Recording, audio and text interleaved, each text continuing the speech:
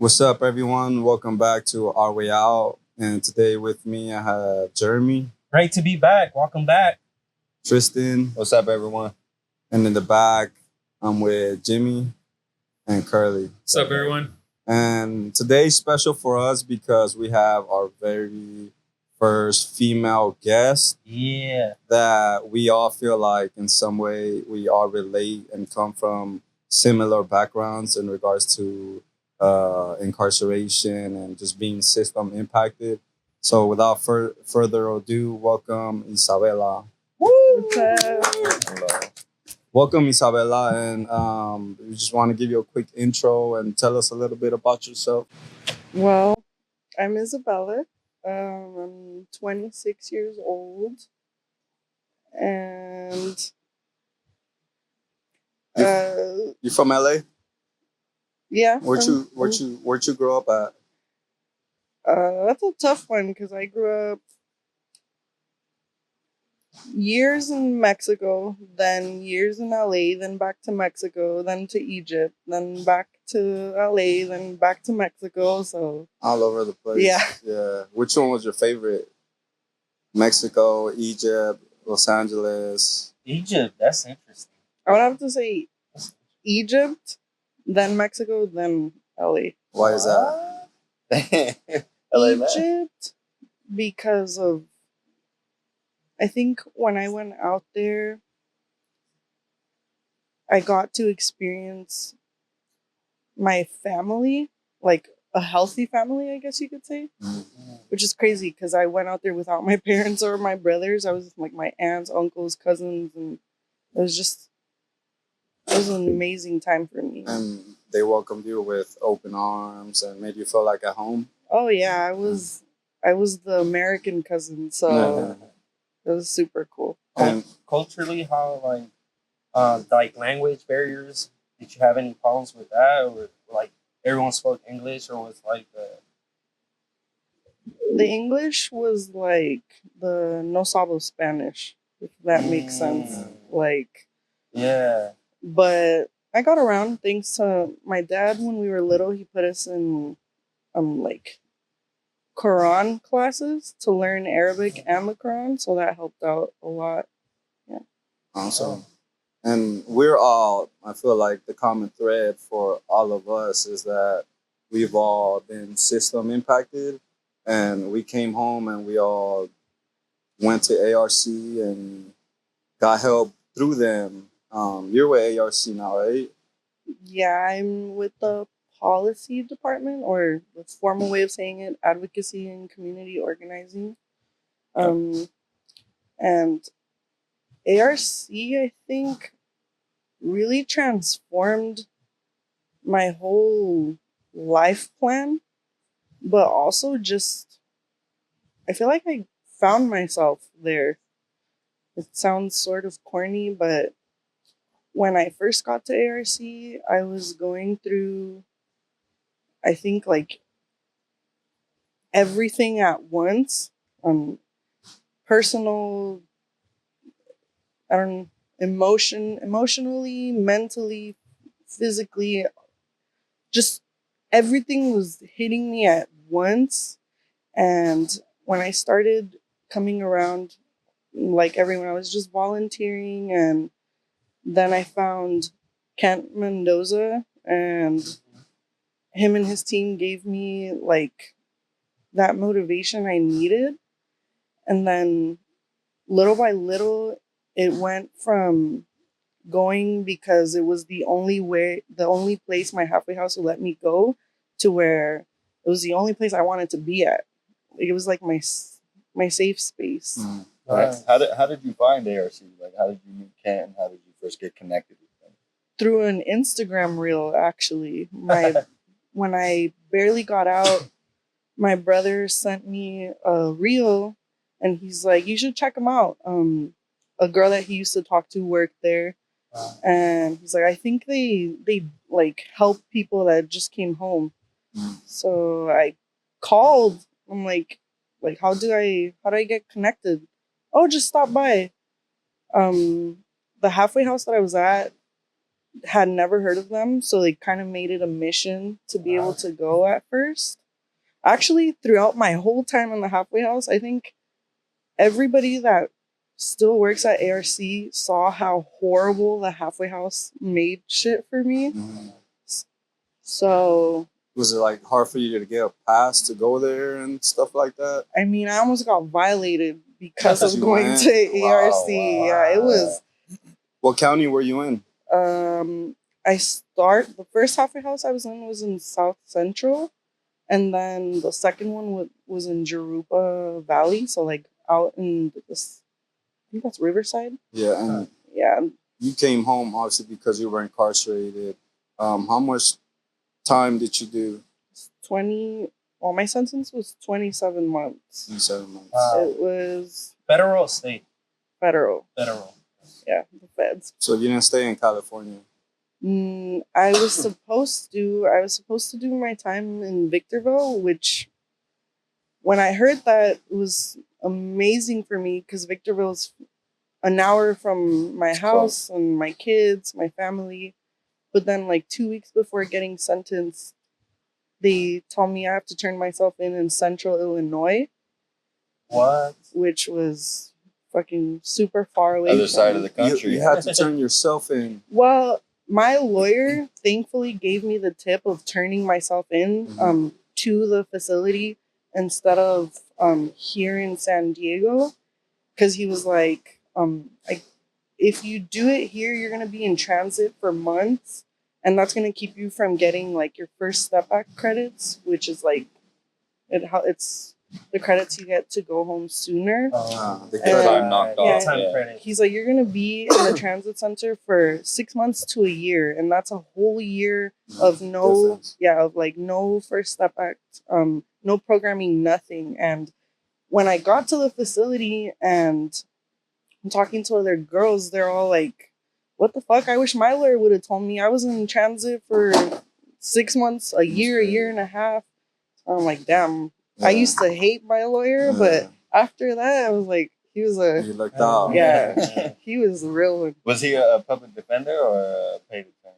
No, he was a paid attorney. Paid attorney. So obviously the hardest thing for you was being away from your family, getting sent to Illinois and doing your time over there. Because I feel like that psychologically, it gets to you too. Because you're like far away from home. You're like, man, I can't get no visits. I can only call. Was that hard for you? I'm imagining Being away from your kids too. being that far from home. Well, it's weird because when I got sentenced and I thought I was going to Victorville, I had told my family, I'm like, I want to see you guys like maybe once a month. Like, I don't want anybody to go see me. I don't want anybody to see me there, blah, blah, blah. But then before, was it before or after? In the trajectory of being in pretrial, I ended up getting pregnant, and which is definitely not part of the plan, but so by the time I turned myself in, I have a 3-month-old, which completely changed. Wow, Yeah. Everything. Yeah. So not only am I leaving my 9-year-old, I'm also, well, at the time he was, I think 6 or 7, but I'm also leaving my newborn. I'm postpartum. I'm going through. Wow, that's hard. Yeah. So I feel like if I didn't have kids, I think it wouldn't have impacted me that much. But I mean, like my first few video visits, my baby would look at me and get happy but like after I think the third one, he'd see me and he'd be like maybe interact for a few seconds and then be like, okay. And then I always feared I'm gonna come home and they're not gonna know who I am. They're not gonna remember me. I think that was my biggest fear, even in the halfway house. I'm like, because when I got my release date, I thought that I was going straight home because that's literally what everybody, well, not everybody, but what people think. Like, oh, I'm gonna go straight home, and my case manager's like, they're just gonna slap an ankle monitor and you're gonna get to go home. So I'm telling my family, yeah, like I'll be home this date.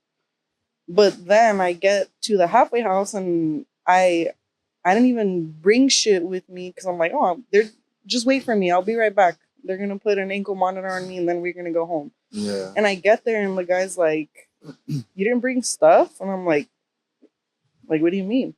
He's like, well, I have to do your intake. And I was like, what?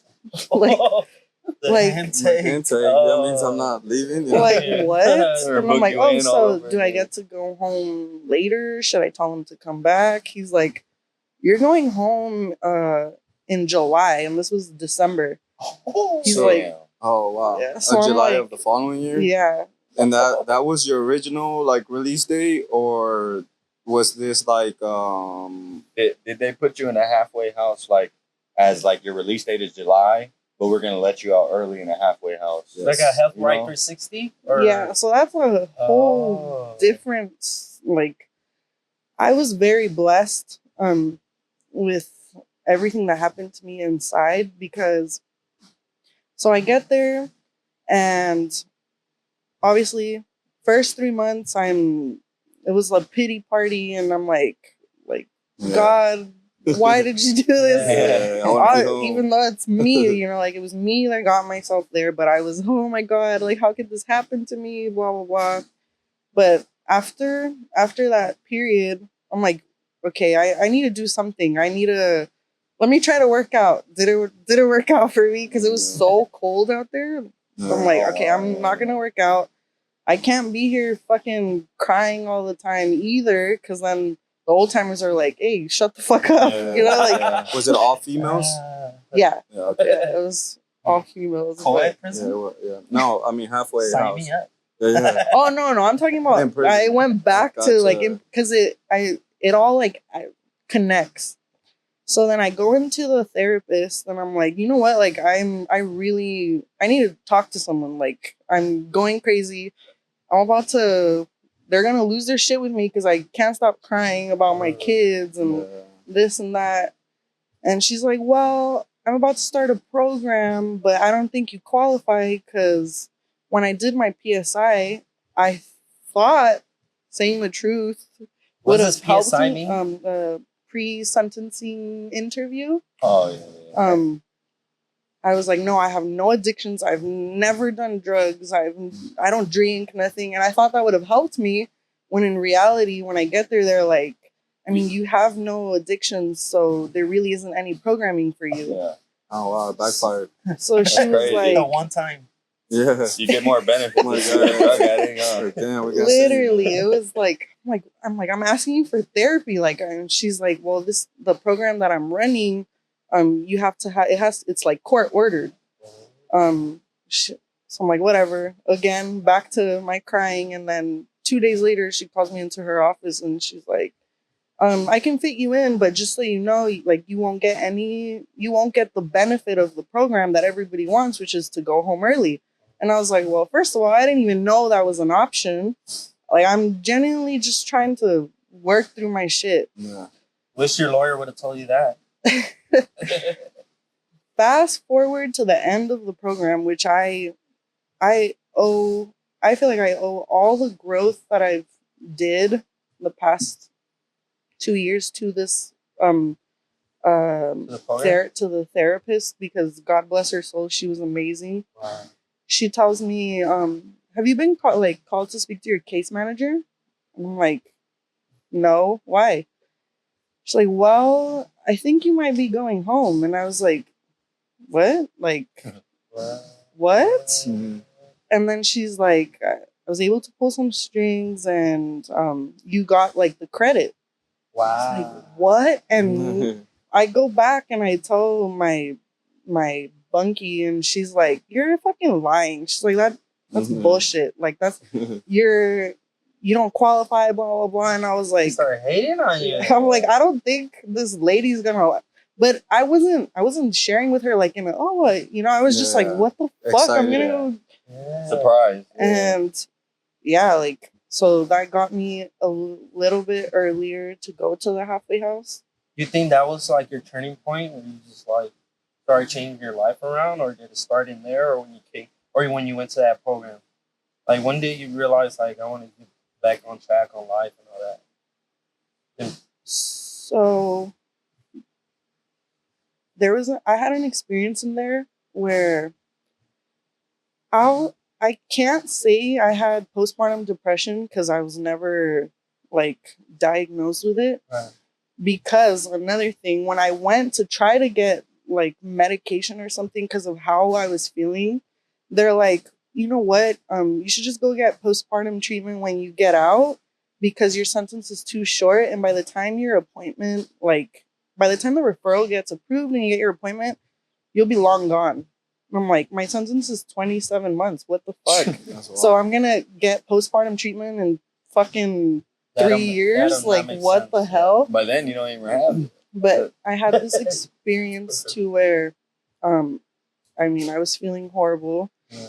and I don't know if I could share this, so you guys Yeah. Yeah, cut you it can out you or can share whatever. anything. But Yeah. obviously the people that have the drugs or whatever, I'm like, you know what? I need something. Like, I don't want to feel this anymore. I'm not crazy enough to like try to kill myself. I just don't want to feel anything. I just want to go to sleep. Like, and man, it makes me emotional. But this girl tells me, she's like, you know what? I could easily give it to you. She's like, you have your whole life ahead of you. Your sentence isn't that long. You have 2 beautiful kids waiting for you. You have a family that loves you. This is temporary. She's like, stay strong, but I'm gonna do for you what I wish somebody would have done for me, and I'm not gonna give it to you. And you're not. I'm not gonna let anybody else give anything to you. And like, work on your. She's like, figure it out. Like, Chin up. Yeah. yeah, That's she's like, figure real. it out, because she's like, you have your whole life ahead of you, and this is going to destroy you.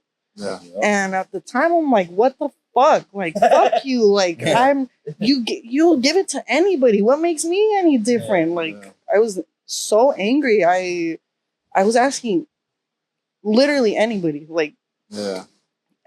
please, just please help me. She's like, Nope. I am helping you. Yeah, they Like, were I am helping Yeah, you. you don't see it at the time, but she did. So I'm like, Thank man, God. she again, like I said, I met so many amazing people to where I'm like, that also helped me. I used to be very, very like, it's even embarrassing for me, but I'll own up to it. I was very negative, very like, poor me, or life sucks on this and that. And by the time I got out, I'm like, damn. And ARC helped me even more. When I got out, I wasn't like that at all. But if there was any like self pity left in me, ARC 100% like helped me get rid of it. Because I'm like, damn, how is it that this person that fucking did 20, 30, 40 years is looking at life like so with so much passion and happiness and just positivity, and I'm over here with everything still finding something to complain about. How did you? So you didn't do drugs, obviously, because no one gave them to you. So how did you cope with the pain and everything that you went through? Like, what helped you get through it? She's a drug counselor. The drug counselor, she would order me like self-help books, and she would give me prompts and stuff that got me really thinking. And I mean, a lot of my resentment and a lot of the pain that I had was like towards my parents and other people, and she really helped me like dig deep into that. And another really big turning point to letting go of a lot of like that resentment, she tells me, she's like, so when you were doing what you were doing, did you say, how can I fuck up my son's life? Like, how can I ruin his life? I was like, what the fuck? Of course not. Like, no. And she's like, okay, so why are you so sure that the shit that your parents have done was with that intention? And I was like, what the fuck? Like, I'm like, no, it's different. And she's like, yeah, yours is worse. She's like, think about it. Like, you're away from your kids. You're like, my son was with me when I got arrested, so that was traumatizing in itself for him. It's like, did you think, oh yeah, oh my son, let me see how I can like traumatize him, or let me see what can hurt him. Yeah. Like you don't do it on purpose. that woman put everything, any trauma, any pain that I had, she helped me like really dig into it, put everything in perspective to where she, like, and I've said this before, to where I pray and I would hope that everybody inside gets a therapist like that, or like even like a credible messenger, or just a mentor that way, because I mean, she changed my life. She transformed, and then I get out, and then I meet even more people that are helping me get better. Yeah. So where I'm like, I'm just super, super blessed. That's right. So, I think it's amazing, and I mean, I've been able to work with you. You know, I was working with the policy team in Canada, and I could say, like, I want to applaud you because you've gone through a lot and you overcame a lot, and now you're doing a lot of things for the community. I see you like almost every week at the Capitol, you know, pushing policy. So, you know, I want to recognize you in that work that you do, and also I want to hear like what brings that passion into that work now that you're doing.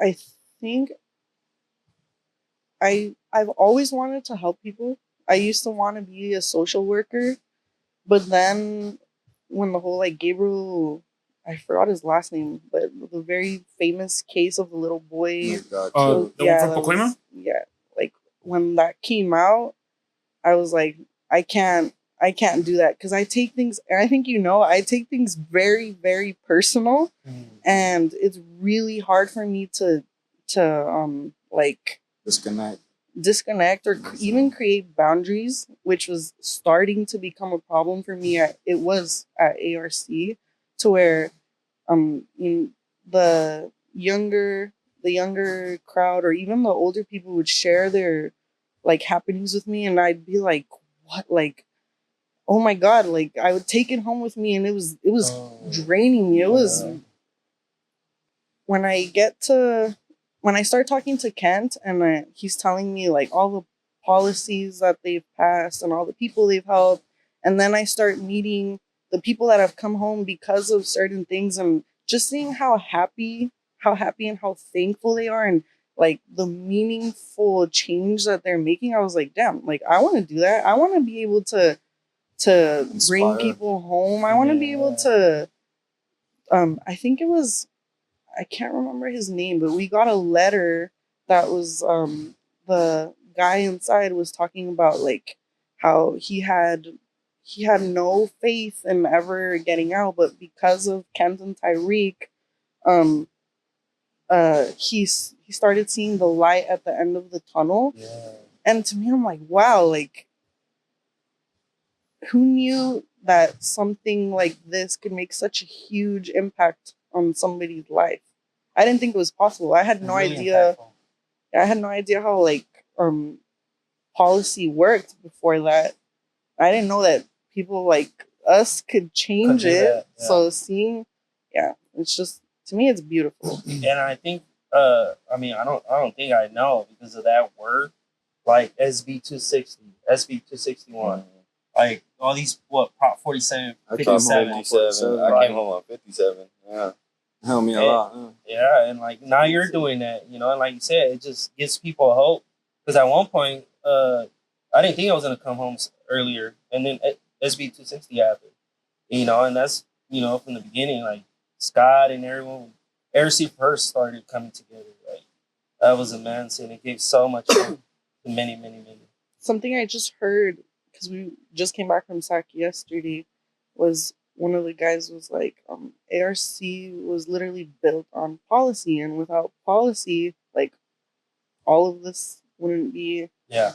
But I feel like I'd have to say, I feel like people have forgotten that, and there isn't enough credit to all the hard work that goes in.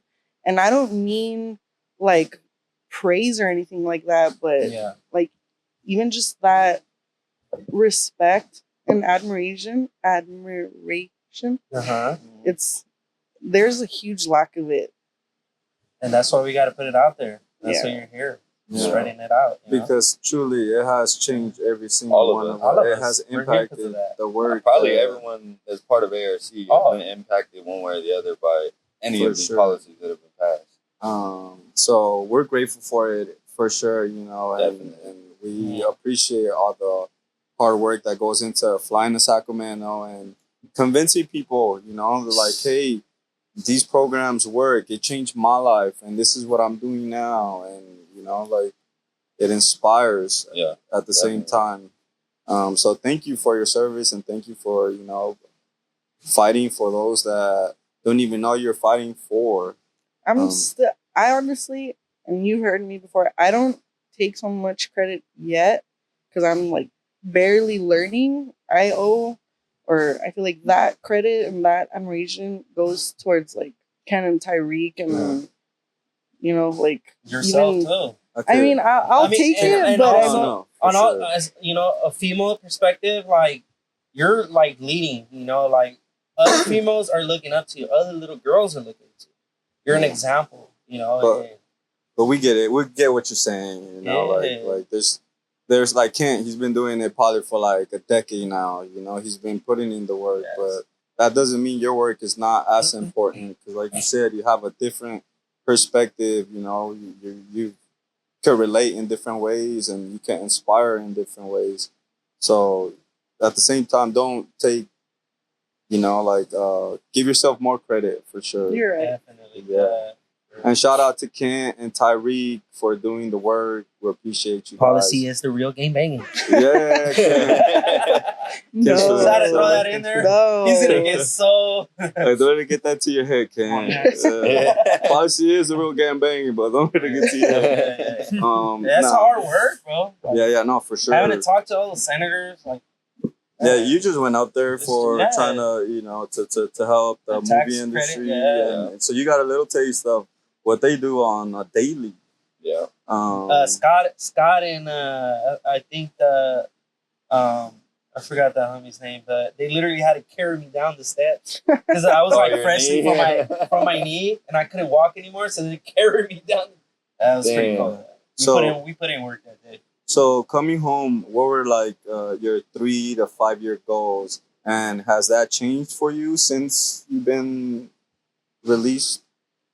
I think the first and most important and the only one that hasn't changed was family reunification. Like, I was so scared and worried that my baby, for starters, wouldn't like bond with me, wouldn't connect with me, and that my 9-year-old would hate me. Well, now 9-year-old would hate me. And I feel like I'm still struggling to meet that goal because of how much I'm working now to meet my other goals, to where, and I've talked to Jeremy about this before, to where I'm like, shoot, like I'm trying to meet the goal of like going to law school. You want to be a lawyer? I want to be a lawyer. Yeah. What kind of lawyer? It started off as juvenile criminal defense, but now I'm not so sure. Maybe family law. I'm not sure. I've heard a lot of different perspectives, but I would for sure want to do something with kids, like some sort of help to the children, because I feel like they're the ones that need it the most and the ones that are the least represented, and everyone's always looking out. Let's say it's family law, it's the parents or this or that. Nobody really focuses on the actual need of the child. The trauma. And coming from a child of divorced parents, I'm like, I wish, Yeah, so that means something to you. Yeah. And now you're going to school for that. Yeah. And you're also juggling being a mom and life in general. which is honestly I admire the women that have already gotten there, and because there's single dads as well too that manage all that have already like completed school or have their own firms or any sort of career. Because I'm like, damn, I've questioned myself 1,000 times, and sometimes I'm like, what the fuck am I doing? Like, maybe I should just put it on pause until my kids get older so I can be there. But then I'm like, shit, I want to do it now so when my kids are older, I can give them everything. But then I go back to, well, when they get older, they're not going to need me as much. Like, it's going to be, and I see it right now with my nephews that are all like over 15.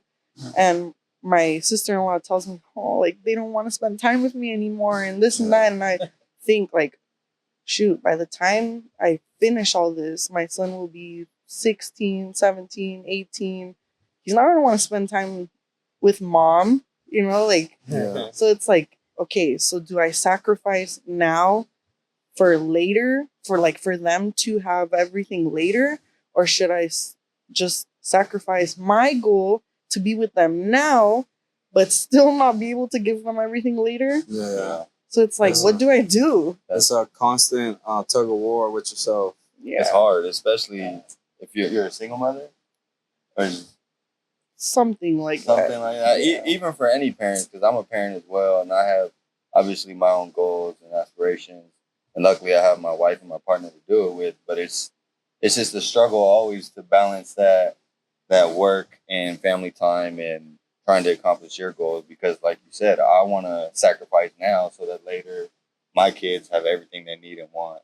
But at the same time, like, they're not going to be that little forever, you know. So it's like, I don't think you'll ever find the right answer to that. I think it's just, it's a sacrifice. yeah, it's a sacrifice you have to make. Like, you also got to give yourself credit and just, you know, make sure you know that you're the influence you're leaving your kids, the work and the hard effort that you're putting in. You know, the kids are watching you.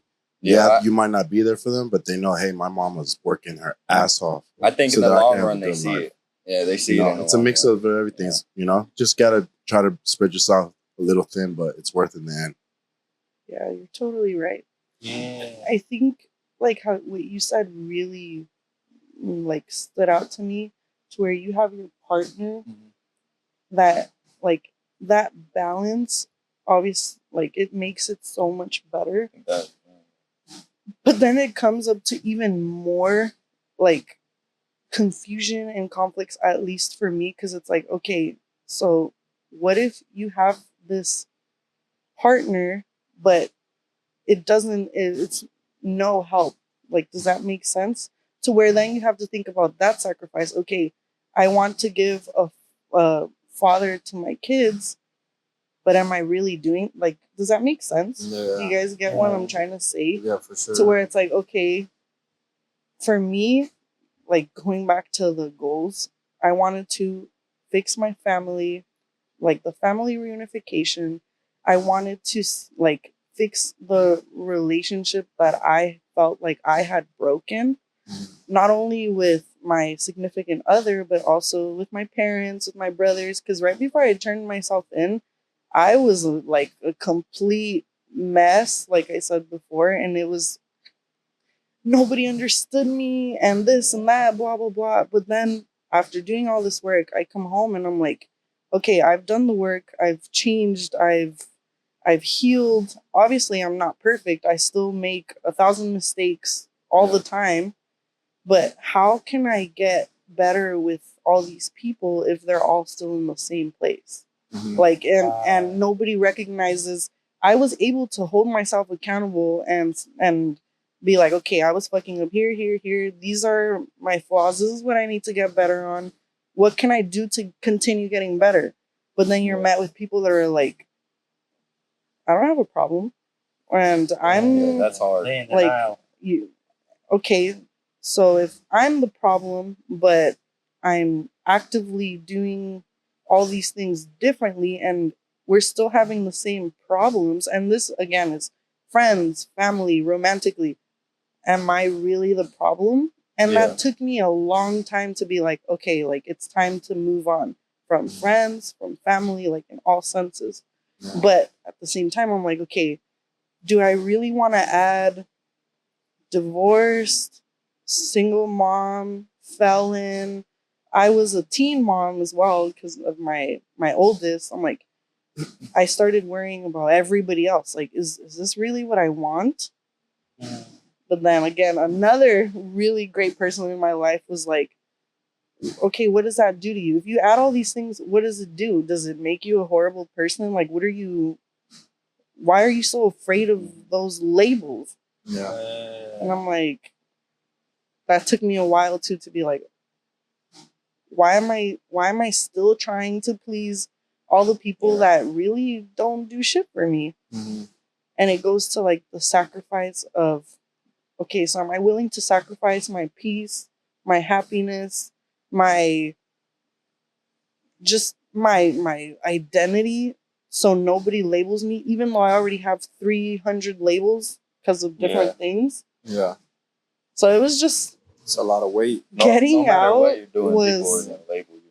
yeah, exactly. And I didn't, although I knew that, I didn't understand it, if that makes sense. I was like, no, I'm gonna go to a really good school and I'm gonna get a really good job. I didn't know at the time it was ARC. I'm like, I'm gonna prove everybody wrong and I'm gonna do all these things. And then I was still hearing like the family chatter and other stuff of, we'll see. Oh, she's getting a doubters. divorce. Oh, we all saw that coming. And I'm like, what the fuck? I'm not getting what? Like, what the fuck? And I'm- Yeah.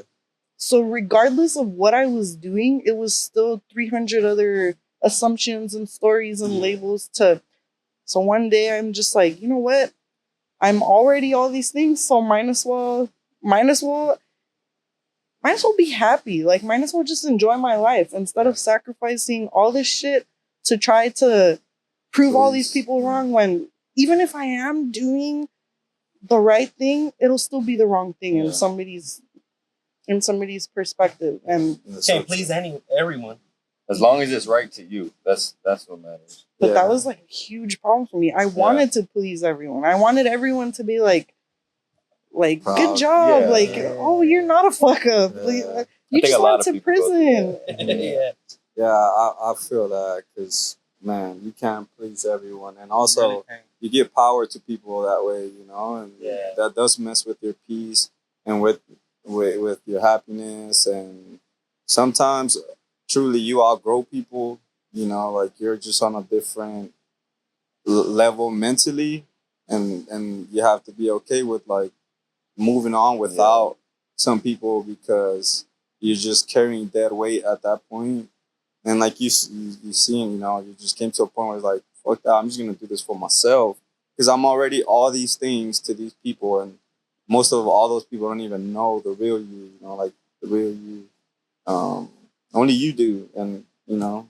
I think it was just like I'm the first that I know of, the first person in my family to go to prison. So The black sheep. Yeah. the black sheep, like I'm not the first like teen mom, but I was the first felon. I'm the first to do a lot of not the best things. Yeah. So to me, I was like, okay, I want to stop that. Like, I want to start doing good. Like, I want to be the first to do something great. Yeah.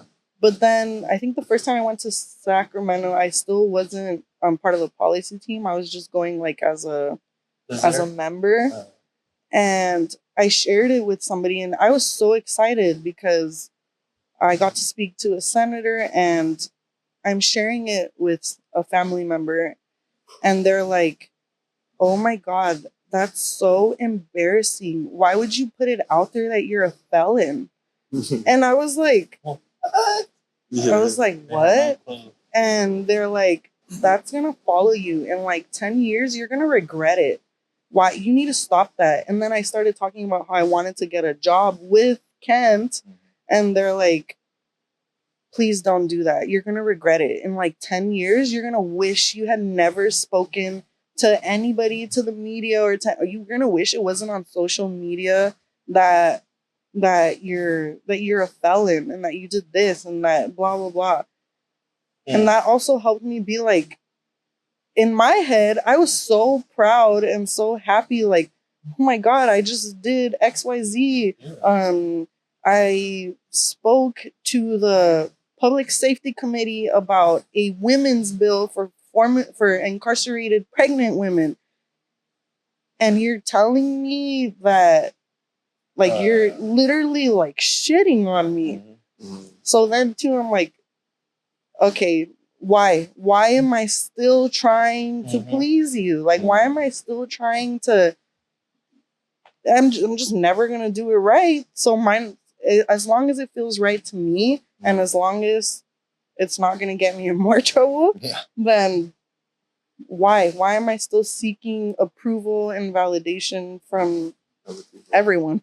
Yeah. Especially her, because she didn't know like the things that you had to go through. Because not only were you speaking up for yourself, you're speaking up for these other females that are gonna go through the things that you went through. But it was the public safety hearing testimony. It was a video that ARC put on the Instagram. It was a news article. Everything was seen as like, oh my God, that's so embarrassing. Why did you share that on your profile?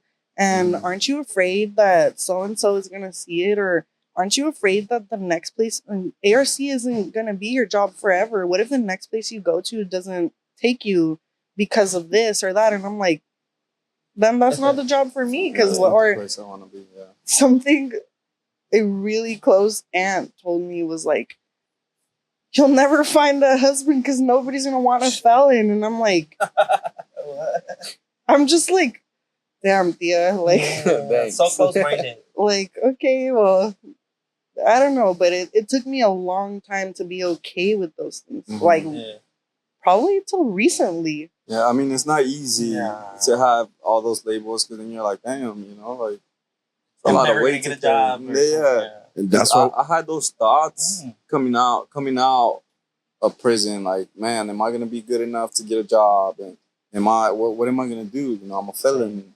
But then I feel like because of my story and because I shared and people see that I want to change, and you know, like, I feel like more people wanted to help, and I feel like, you know, like they wanted to get involved and be like, man, I want to be part of your story. How can I help? And this and that.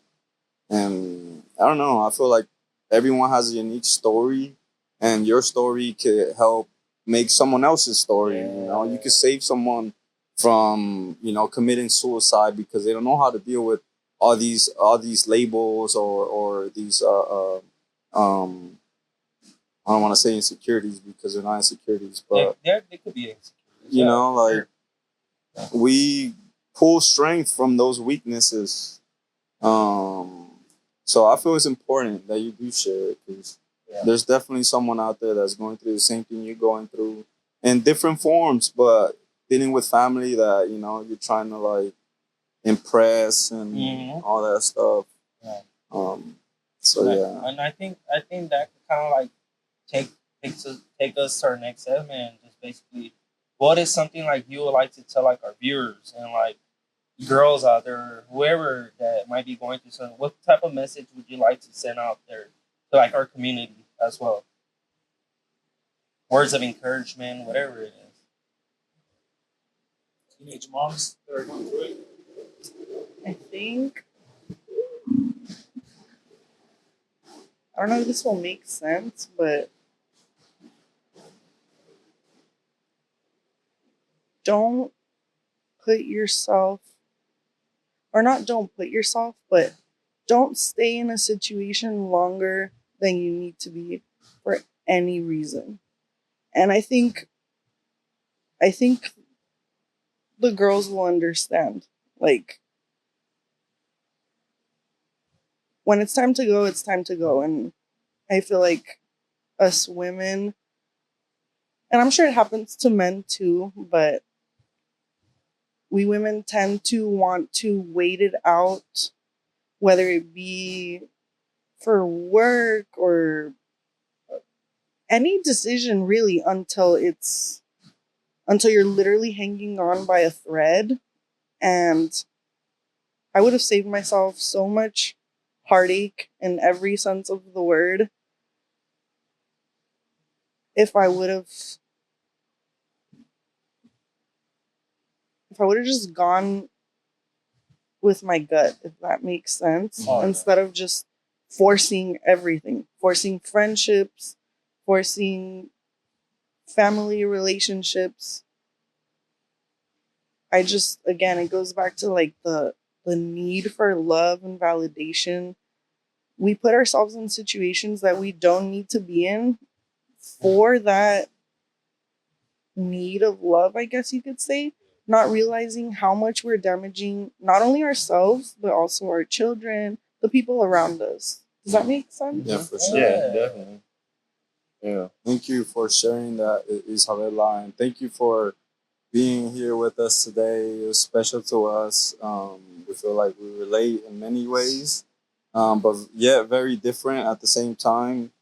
So we appreciate you sharing and taking the time to come sprinkle some light on, wherever it's needed. Yeah. Thank you guys for having me. And also, before we go, you just want to talk about our community, Los Angeles, and everything that's going on right now.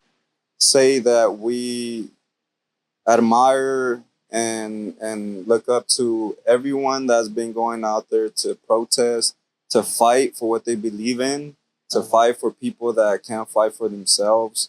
You are what makes this state, what makes Los Angeles great, and we are the people. We have definitely these unjust ways of how they've been mistreating our people, and just the rise of everyone. I want to applaud and let's keep fighting for those that can't fight for themselves, and do it in the most peaceful way possible. Stay safe out there, Stay safe. Yeah, and I want to send a shout out to all LA for sticking together, for being there for all of our peoples when we're needed the most.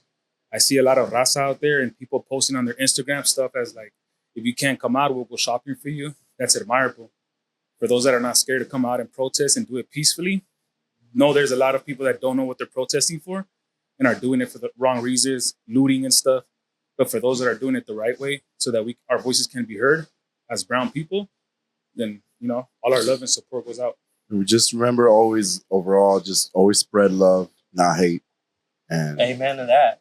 We love you and we're with you and we feel the pain.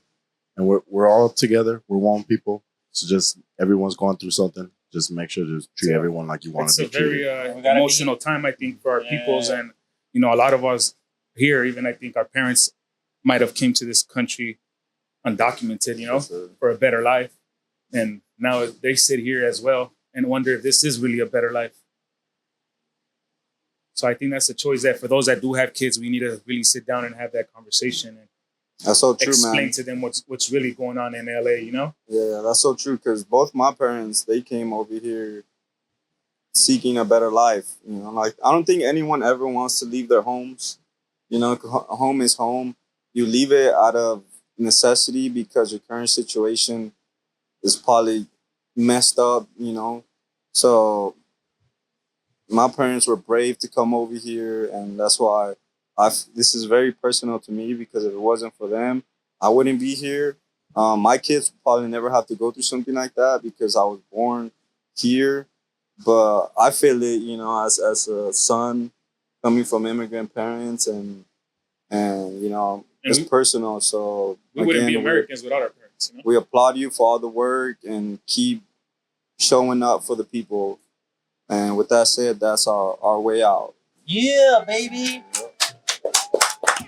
Thank you, Isabella.